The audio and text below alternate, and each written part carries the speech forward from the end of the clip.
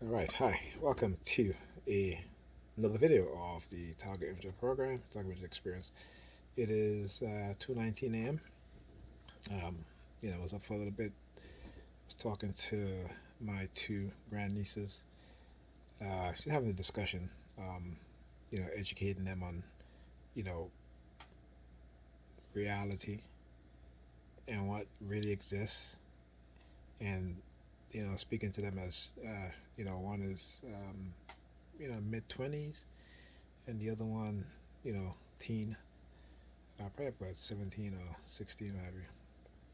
But anyway, I was telling them that, you know, that for one, as young women, okay, following the tradition of their mothers, their grandmothers, right, particularly blinded by religion, is not going to have a positive outcome in their life, particularly if they're not being told the truth about the realities of the world, particularly if they've been conditioned with this mindset of being self centered, selfish, not thinking about uh, the other person that you're in a relationship with as you get older, for the younger one, and for the one that's in her mid 20s, that when you're in a relationship, particularly if it's a man, that it's not just all about you.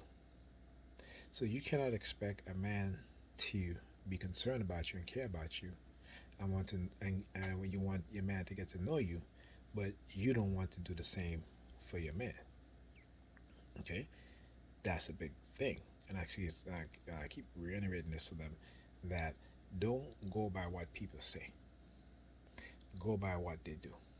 We've been conditioned to love, to be told things that makes us feel good, that makes us smile, that makes us laugh, but it does nothing for us to push us forward in a positive space and to have positive outcomes. But the truth will. But because we've been conditioned that the truth, when we hear the truth, we consider it to be negative. The thing is, no, the truth is empowering. When you know the truth, right, then you become conscious and you make conscious decisions. When you've been told lies, those lies embeds itself into your subconscious, and it does exactly what it's supposed to do: to lie to you and to deceive you in your conscious mind, right? And of course, they don't want me talking to them about this because they were always, with the police sirens in the background and stuff like that as I'm talking. Or, as I'm talking, they keep looking, down at my crotch or what have you. But anyhow, like I said, I don't let that stop me because I know that's one thing that they do in order to try to shut me up, right? When they start doing stuff like that, it is to affect you psychologically so that you don't continue to teach people, to tell them the truth about what's really going on. They are very, very, um, I should say, this program, because again, a lot of it is in the psychological realm. A lot of it is based on manipulation, deception, covert negative actions against an individual or individuals, right? A lot of setups, frame ups, a lot of propaganda, a lot of trying to condition your mind to act, think, and behave in a certain way that's detrimental and negative. Once you begin to understand that, right, and particularly, like I said, when they try to use you as a tool to be used against your very own people, okay, when they are trying to give you titles, uh, advances within your career, and stuff like that, for the sake of trying to um, discredit you because of the fear of you becoming into your higher conscious self, in which you become in Christ.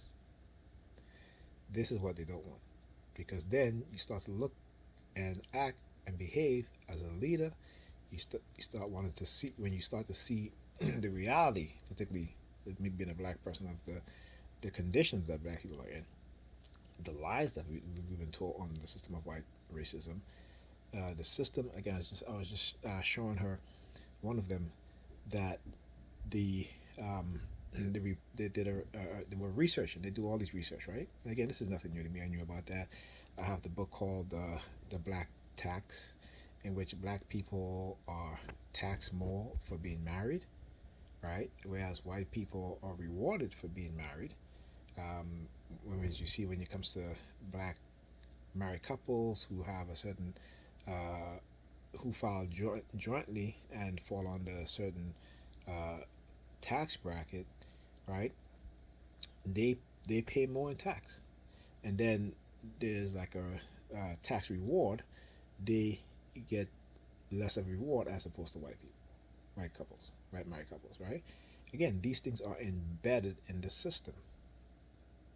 These are what things that we've been lied to about. We don't know. Even when black people do our own taxes, we don't. Particularly when we go to tax preparers within our community, they don't think about these things. They don't, because again, there's certain tax codes that are hidden, right? So people just learn to do basic taxes, right? They're not taught as far as you go to a white person who may be into corporate tax and stuff like that, or into knowing more of the tax codes. Um, you know, they would know more. Okay, so this is one of the things. Also, I want to talk about. As I was talking to them, I was talking to my sister, and I said, yeah, I know. She got to the point where I think because I'm more outspoken now, she's like, maybe you should become a politician. I'm 52 years old. Okay, I've been targeted for over 2 decades, right? Um, Not only have the figures physically injured and damaged me, but psychologically as well as neurologically. Okay, and again, uh, what they've done is trying to use people, right, so they can avoid accountability for what they've done and try to use false witnesses or what have you, right? Okay, and then trying to market their deception as a coercive persuasion program that they want people to believe is to help the target. When the truth is to do the reverse. Okay? And when they are trying to manipulate that target using technology in which they attempt and have controlled the minds of that individual or individuals. But yet many of us don't want to believe these things. Many of us, because you see, the white supremacists, particularly even the ones that look like us in our community, right? Their greatest advantage is our ignorance. Their greatest advantage is that they move covertly using technology, using psychological knowledge of the human mind and how to manipulate the human mind. They move in covert ways in which to drug you that will change your personality without you even realizing it. Okay? So they are very, very uh, um, manipulative in that way, right?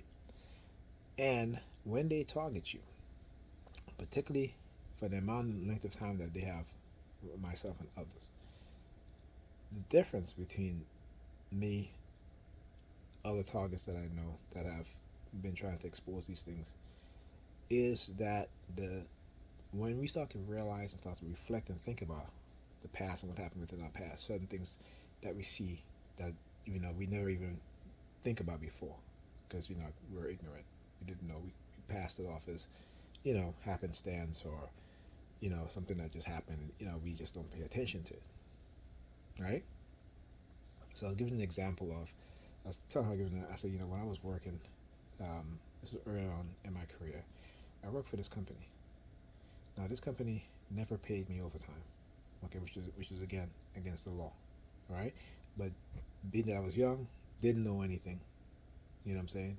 Again, I was telling them to. I said that's the issue within the black community, the European community, even to this day, is that you have children being raised by single mothers who are highly religious, who don't teach their children the truth because they weren't taught the truth. And I had to tell, I said, you can't be too hard on your parents because they didn't know. When you understand what I understand, when you research and have gain the knowledge of how this system manipulates us as black people in every facet they are war with us, particularly us black men. And they will target you when you are very young, particularly if they see you as being ambitious, if they see you of being competitive in the future, right? They will target you from your young, and they will set you up, and they will try to control you for the rest of your life. Okay? Yeah, they may give you a career, right? You may make money, you may even become wealthy and famous, but you are not allowed to help your people. And if you do create companies, you that you will sell it, and if you don't sell it, the vast majority of the people that you employ will not be your own. Okay? So, you know. But anyhow, so another thing, my son had his project. All right, he chose the person over a week ago. Okay, the entire week he was off from school. His mother took off a couple of days out of the week. Not once did she say, "Let me stay home and help him with his project." He didn't start his project until I got there yesterday. Right? And the only thing she can say, as she always say, is always putting the responsibility on him, 100%. Yes, he is responsible. Okay? He is 13. For the past 3 years since COVID, okay, she have done everything to uh, enjoy her life while putting the responsibility of teaching the kids solely on the school system, and that's it. She had a babysitter for almost a year. When I asked her, does the babysitter help? Because the kids were home, right? There was 1 year that when I was like, I had enough of this disrespect, I'm out of it, which she's tried to blame me for, okay? Which I think is ridiculous, all right? So she went from, oh, I don't want you here when I'm there, to now all of a sudden, you can stay here. No, I can stay here so you can do what? Right? No. And yeah, I was going to say something, but no, I'm not going to say that. But anyhow, so when I got there yesterday, Saturday, what today's today's Monday. When I got there Saturday, he had not even started his project yet because for the entire week, whenever I called them during the day, because the kids were home during the entire week, right? Except, and she was home with them Thursday and Friday. So Thursday she was home, but she decided to go out. Friday, I think she was home, but she slept all day. Not once did she sit down with him. She just said, "I need you to start doing your project." But if he doesn't know how to start it, because he's never been given guidance, right? Now, when he was in, when he just started uh, junior high school, right? I was there for the most part, and all the stuff project he worked on, I helped him with. Same thing with my daughter, or her project I helped her with, right? Yet she think and she believe that I should be there now because now the kids are failing. She doesn't want to help them because she can't. She can't. She doesn't want to. She can't. So she's putting all the responsibilities on these kids, just as how she tried to rub it in my face about, oh well, the people at the Boys and Girls Club is going to help her. They're going to help her listen. I said, well, when you get home, you can check her work. Or I'm too tired. But yet you can come home and be on the phone for hours, right? While you're making the kids dinner, what have you, and then afterwards you'll be on the phone and then you go to sleep. Not once do you say to yourself, "Let me check her homework, see what she's done. Let me uh, check Ethan's homework, see what he's done." I was there today. Majority of the time, she spent in her room, putting on makeup, watching videos that she normally do. Right? Then want to call me an idiot because when I told Ethan, I said, "This person you picked, there's very little information about this person. Pick another person," and we completed the project yesterday. Come to find out, and again, he told me that he can change it. Right? So then today, he's told me that he got a message back from the teacher saying he couldn't change it, and this was late too.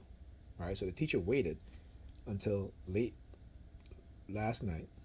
Not say late, but around 6 o'clock in the afternoon to text him back to say that he couldn't change it. All right, so I left there around 10:30. I was helping him, and I said to her, "Listen, I gotta go. You're gonna have to help finish up with him." So we got the majority of the work done, and I left. Okay. But again, this is what they do, and they have. I've I've I've come to the realization that she's an enemy. She's an undercover enemy. She's totally bought into the uh, the white supremacist ideology, the white racist ideology.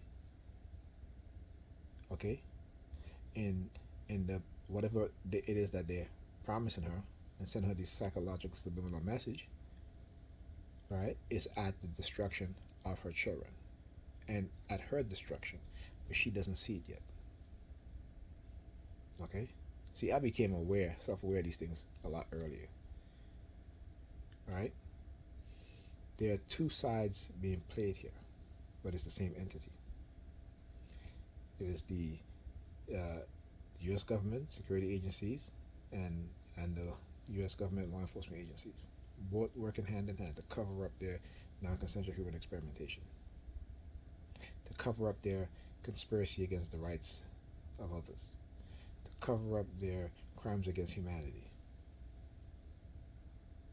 And they understand and they know that I know that they're two sides of the same coin. They're not your friend. They're not there to help you, regardless of whatever subliminal message they're trying to send you.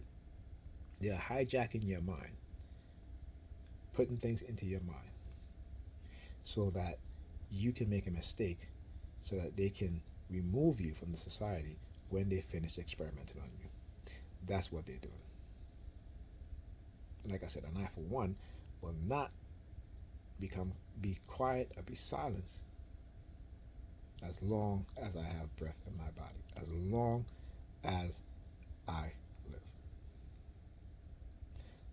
So this is why there's a constant threat of them trying to send me a subliminal message of being assassinated and what have you. And religion is one of the biggest tools that they'll use to recruit people into their psyops program, Hearts and Mind. So Hearts and Mind campaign. And in order for them to do it, they have to create villains. And who are the villains that they created? The people that they experimented on. Take away our credibility within our family, within our community, so it becomes easier for them to get away with what it is that they do. All right, so with that being said, I will speak to you guys on the next video.